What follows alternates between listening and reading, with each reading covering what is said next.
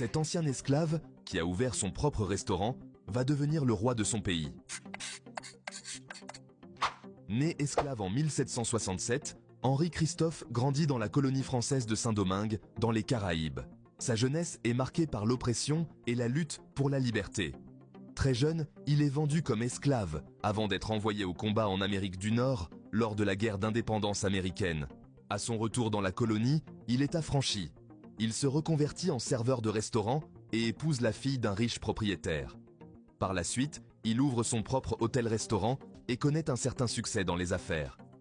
Dans les années 1790, il rejoint la rébellion des esclaves contre les colons français et combat aux côtés des insurgés sous les ordres de Toussaint Louverture.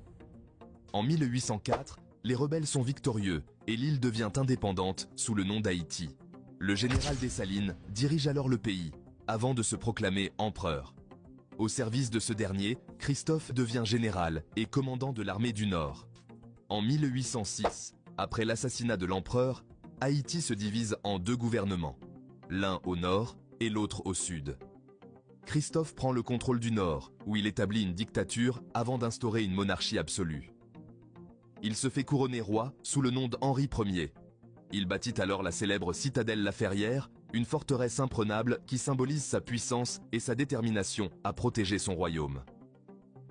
Sur le trône, il met en place une politique autoritaire, mais aussi des réformes pour moderniser son territoire, notamment dans l'éducation et l'agriculture. Cependant, son règne est marqué par la tension, la répression et la menace étrangère.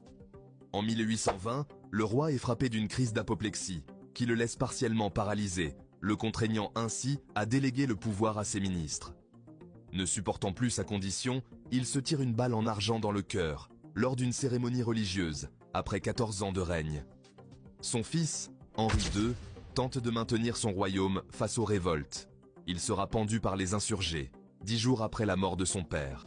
Ancien esclave devenu roi, Christophe reste le symbole de la lutte pour la liberté, mais aussi d'une soif de pouvoir incontrôlée.